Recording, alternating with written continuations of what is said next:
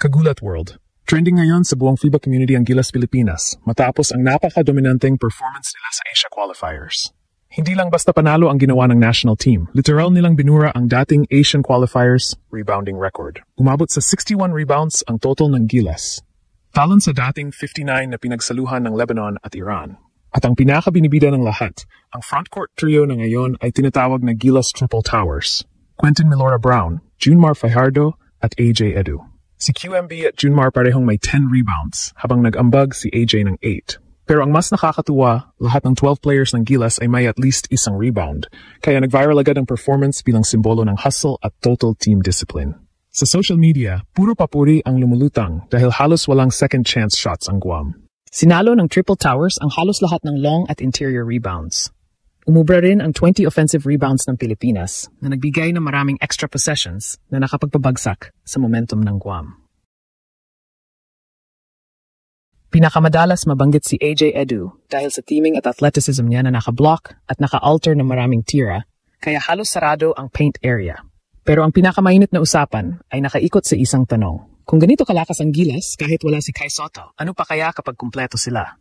Viral ang diskusyon dahil nag-break ng record ang Gilas nang wala pa ang 7'3" anchor ng Pilipinas. Dahil dito, tumaas lalo ang hype sa potential full-strength frontline na binubuo ni Kai, Fajardo, QMB at Edu. Isang kombinasyon na bihirang makita sa Asia pagdating sa size, mobility at defensive presence. Ang 87-46 win laban sa Guam ay hindi simpleng blowout.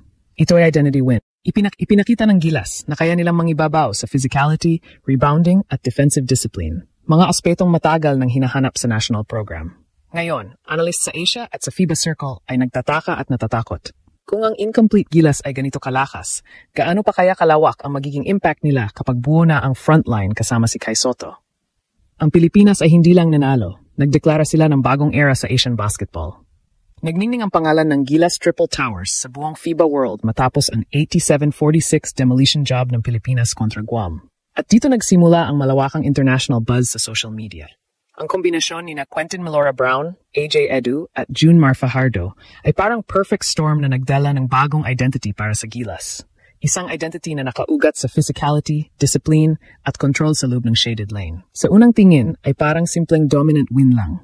Pero nang lumabas ang official stats, doon tuluyang nagwala ang internet. 61 total rebounds, bagong Asian qualifiers record, at isang bagay na hindi inaasahan kahit ng FIBA. Pinag-usapan ng mga fans at experts ang detalye na lahat ng 12 Gilas players ay may at least isang rebound. Mula guards hanggang big men, walang hindi nagambag. Isa itong rare feat sa international play dahil karaniwang umaasa ang mga national teams sa kanilang malalaking players para sa rebounding. Pero sa game na ito, kitang-kita ang kultura ng hustle na gusto ni coach. Sa bawat tira ng Guam, may 3 hanggang 4 na Gilas players ang agad nag-collapse para saluhin ang bola. Kahit sina Scottie Thompson at Chris Newsome, na kilala bilang perimeter players, sumisiksik sa loob para tumulong sa rebound battle. Ang ganitong klaseng collective effort ang dahilan kung bakit naging viral ang stat sheet at naging usap-usapan ang Pilipinas sa FIBA community.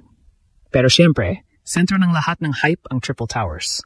Si Quentin Milora Brown, na kilala sa kanyang high-energy style, ay nagpakita ng elite box-out fundamentals at composure sa ilalim. Si Junmar naman, kahit galing PBA grind, ay nagdala ng kanyang veteran strength na nagpauga sa depensa ng Guam sa bawat possession. At si AJ Edu sa wakas ay nabigyan ng spotlight na karapat-dapat sa kanya. Ang kanyang weak side timing, verticality at quick jump ay nagmistulang human eraser sa loob. Ang tatlong ito lang ay sapat ng magpa-viral sa FIBA feeds. Pero ang mas nakakatuwa, hindi pa ito ang buong frontline ng Gilas. Dito papasok ang pinakamalaking narrative ng fans. Kung ganito na kalakas ang Gilas kahit wala si Kai Sotto, ano pa kayang mangyayari kapag bumalik siya? Sa bawat viral post, bawat comment at bawat clip, laging may variation ng tanong na ito. Dahil kahit wala ang 7'3" defensive anchor ng Pilipinas, nagawa ng national team na gumawa ng historical rebounding feat. Ibig sabihin, may established system na sila na nagwo-work at pagdarating si Kai. Isang rim protector na may size na hindi matutumbasan sa Asia. Lalo pang aangat ang depensa at interior presence ng Gilas. Ang first half ng game laban sa Guam ay malinaw na blueprint ng want-to-win mentality ng Gilas. Sa tone-setting first quarter, halos walang nakuhang clean shot attempts ang kalaban. At sa bawat miss nila, automatic na may Gilas player na tumatalon, nagsisil o humahabol sa bola. Ito ang uri ng effort na hindi araw-araw makikita. Effort na hindi lang nagpapasaya sa fans, kundi nagpapaliwanag kung bakit biglang trending ang Pilipinas sa buong FIBA. Pagpasok ng second half, mas lalo pang lumalim ang narrative ng Gilas Triple Towers at kung paano nila giniba ang buong game plan ng Guam. Dito lumabas ang tunay na essence ng kanilang dominance. Hindi lang ito dahil sa height advantage, kundi dahil sa system na built around discipline, positioning, at relentless pursuit ng bola. Sa bawat possession, ramdam ang intensity ng Gilas. Organized ang box outs, mabilis ang weak side help, at sabay-sabay ang pag-crash ng boards mula guards hanggang big men. Ito ang dahilan kung bakit halos hindi naka-second chance ang Guam at kung bakit sila tila nawalan ng gana habang tumatagal ang laro. Kapansin-pansin ang switching patterns ng front court. Kapag si Quentin Milora Brown ang nasa harap, ginagaya niya ang role ng isang defensive anchor, stepping out on ball screens, sealing the lane, at pinabara ang driving lanes bago pa maka-attempt ang Guam. Kapag si June Mar ang nasa loob, siya naman ang nagiging immovable wall sa deep paint. Sa tuwing pilit dumadaan ang Guam guard sa ilalim, dalawang bagay lang ang nangyayari. Either mablock sila o mapipilitang mag-kick out sa corner na low percentage shot. At kung sakaling umabot sa corner shooter, naroon agad ang wings nila Dwight Ramos at Justin Brownlee para i-contest. Pag nag-miss, automatic may Gilas big na tatanggap ng rebound. Pero ang pinaka naging highlight ng second half ay ang performance ni AJ Edu.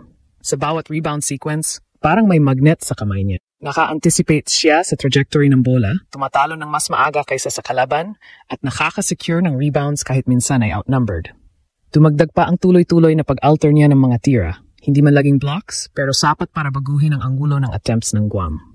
Dahil dito, halos zero ang naging interior rhythm ng kalaban at napilitan silang tumira ng contested jumpers halos buong third quarter.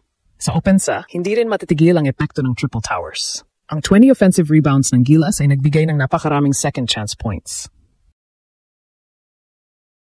Sa isang sequence, 3 sunod-sunod na offensive boards ang nakuha ni na QMB at Edu bago na uwi sa easy putback.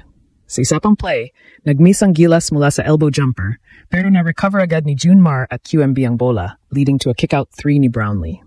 Ito ang mga possessions na naghahatid hindi lang ng puntos, kundi ng psychological breakdown sa kalaban. Yung tipo ng sequence na kahit tama ang depensa, ulit pa rin ang opensa ng Gilas dahil hindi nila makuha ang rebound. Habang lumalaki ang lamang, mas lumalakas din ang narrative online. Sa mga live threads ng FIBA at sa mga comment sections, paulit-ulit na tanong ang lumulutang. What happens when Kai Sotto joins this system? Dahil kung ang rebounding at interior defense ng Pilipinas ay ganito nakalakas ng incomplete ang frontline, paano pa kaya kapag dumating ang 7'3" anchor na may elite timing, wingspan, at rim protection instincts? Para tuloy sabay-sabay ang buong FIBA fans sa pag-compute ng potential ceiling ng Gilas. At karamihan, natatakot at excited sa parehong oras.